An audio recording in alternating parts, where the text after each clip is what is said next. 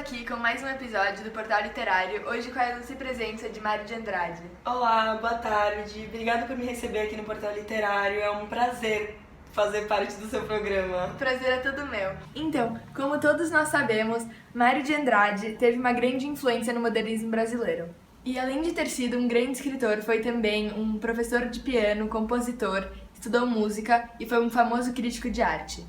Em 1930, a poesia de Mário de Andrade tomou uma grande influência na crítica, reflexão e denúncia de problemas nacionais, tomando dois caminhos, a poesia intimista e a poesia política.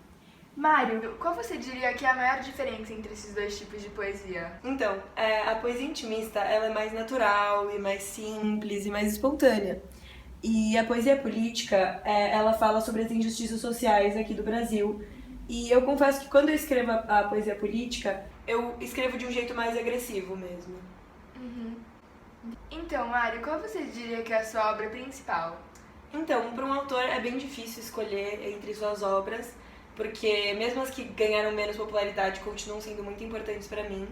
Mas eu acho que se eu tivesse que escolher, eu escolheria Macunaíma, porque nesse livro eu escrevi com vocábulos indígenas e africanos, eu usei ditados populares, surrealismo, e o tema principal era tipo a mistura do fantástico e o real.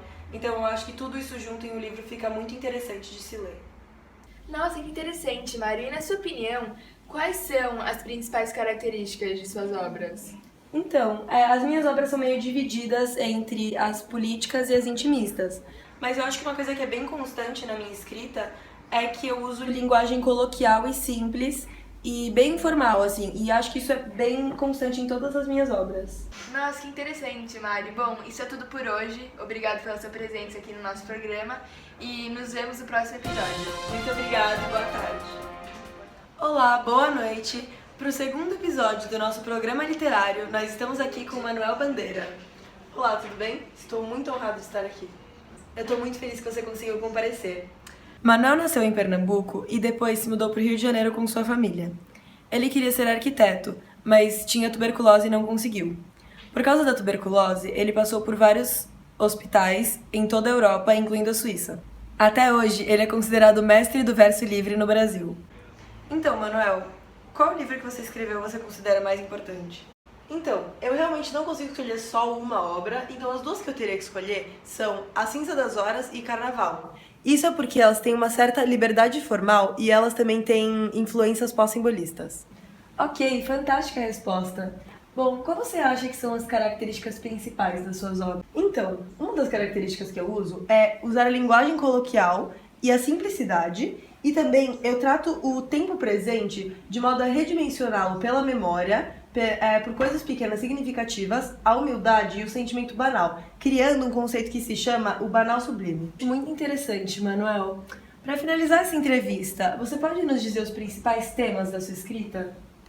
Alguns temas da minha escrita são a paixão pela vida, morte, amor, cotidiano, infância, angústia e até solidão. Ok, infelizmente o nosso segundo episódio do programa literário chegou ao fim. Muito obrigada por sua presença, Manuel, e até o próximo episódio.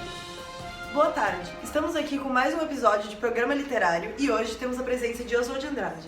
Olá, boa tarde. Obrigada pelo convite. É um prazer estar aqui. O prazer é todo meu, Oswald. Oswald de Andrade foi um dos organizadores da Semana de Arte Moderna em 1922, um evento que marcou o início do modernismo brasileiro. Ele frequentou uma faculdade de Direito e trabalhou como redator, crítico de teatro e em vários jornais. O autor escreveu Pau-Brasil, a primeira obra modernista brasileira. Mas então, Manuel, qual é a relação do pau-brasil com a cultura brasileira? Bom, eu acredito que a cultura brasileira, assim como o pau-brasil do Brasil Colônia, poderia ser exportada e tinha qualidade para isso. Mas na minha opinião, eu acredito que a arte deveria ser mais autêntica e original. Nossa, que interessante. Outra pergunta. Como você se inspirou para conseguir uma cultura que foge do tradicional e rompe o convencionalismo? Bom, eu fui inspirado pela arte que estava sendo feita na Europa e percebi que eu conseguiria unir duas culturas, a mais popular e a erudita. Que interessante! Agora, quais são as principais características da sua escrita? Bom, na minha opinião, eu acredito que as principais características da minha obra são a linguagem espontânea, o coloquialismo e as críticas extremamente reverentes que fogem da norma da sociedade. Nossa, que legal, Oswald! Infelizmente, por hoje é só. Nos vemos no próximo programa literário. Obrigada, Oswald. Imagina, boa tarde.